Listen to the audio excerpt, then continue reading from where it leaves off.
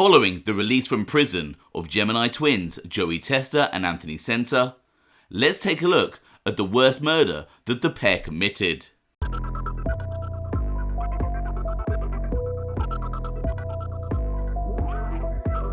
I'm James Gladwish and welcome to OC Shorts, bringing you detailed historical snapshots of the American Mafia and other organised crime. Feel free to subscribe if you like that sort of thing. Today, we're going to take a quick look at one of the worst murders committed by the Gemini Twins, Joey Testa and Anthony Center. In 1989, Lucchese Crime Family soldiers Joseph Testa and Anthony Center were convicted of racketeering, as well as their involvement in at least 11 murders. Some of their murders, which had involved hanging corpses upside down over a bathtub to drain their blood before chopping them into pieces, had an effect on US District Judge Vincent Broderick, who stated that their crimes were so horrendous and so inhumane and so unbelievable that the only sane course that I could see for sentencing was to make sure that as long as it could be possible, you will not be available to commit any more such crimes.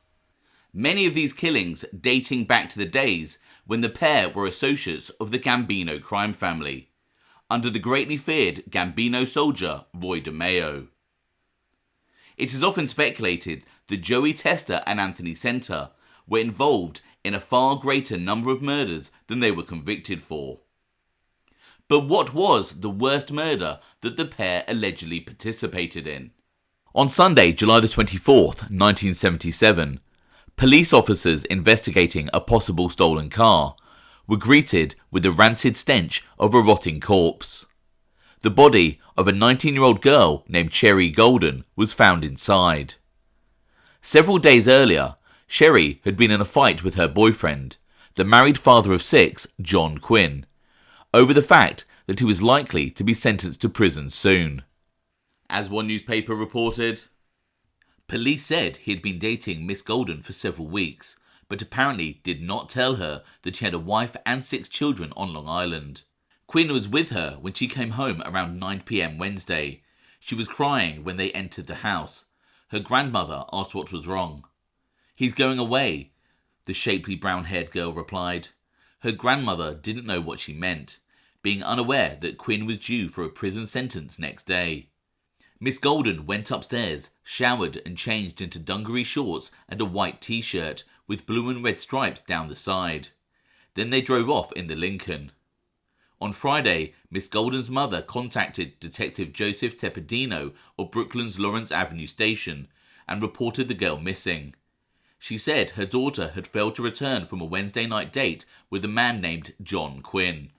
So, what do we know about John Quinn?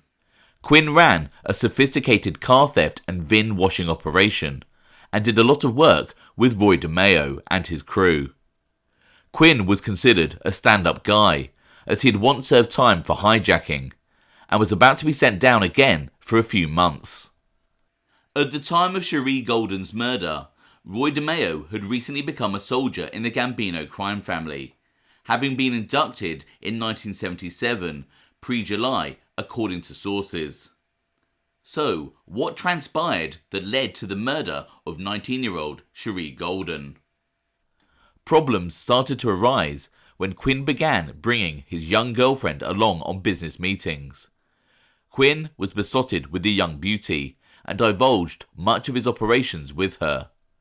This concerned the ruthless DeMeo, who considered her a weak link.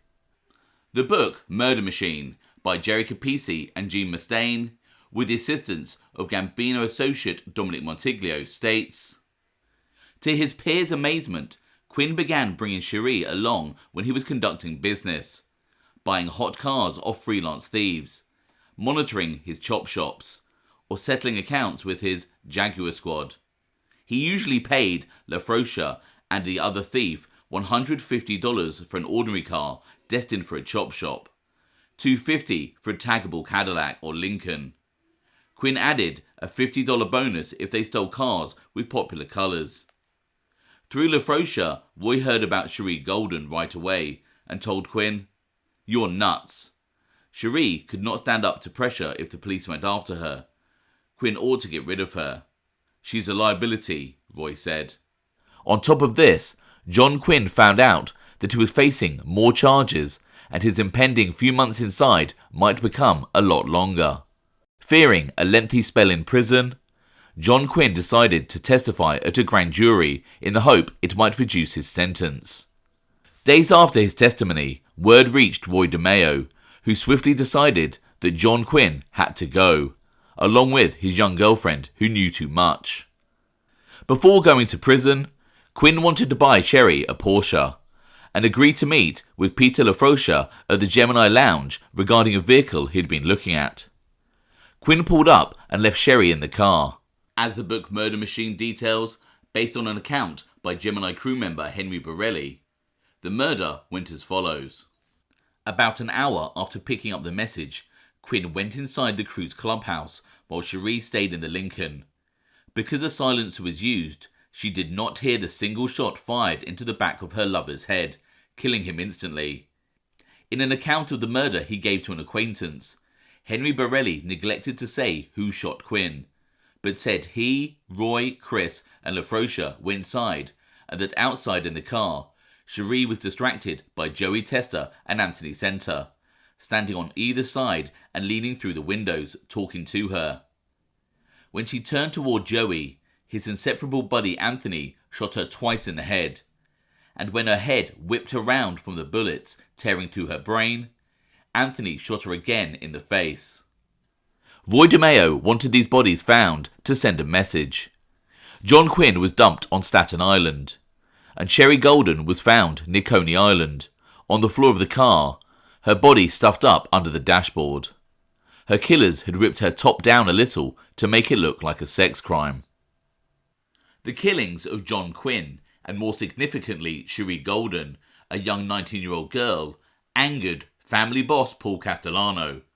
Paul Castellano had reservations about inducting Roy DeMeo into his crime family, and it was killings such as these that supported his reservations. The death of a 19-year-old girl would only bring heat on the crime family. Dominick Montiglio, the nephew of Nino Gaggi, who was Roy DeMeo's captain, would later state that Nino Gaggi warned Roy that Castellano would not be happy, saying, "You can't just be running around doing this cowboy stuff. Paulie ain't going to like this." Montiglio would later tell the authorities, "Mr. Castellano wanted to know why the girl was killed, this girl Cherie," Montiglio said, "and my uncle told him that she was part of the operation with John Quinn, and that there was something to do with John Quinn going to the law, and they both had to be taken out." The unauthorized murder of a 19-year-old girl, having her shot in the face and then dumping the body and making it look like a potential sex crime, may well be up there as one of the worst murders that the Gemini Twins participated in. In the comments below, let me know what you think was the worst murder that Joey Testa and Anthony Center committed. I hope you found that interesting. Thanks for watching.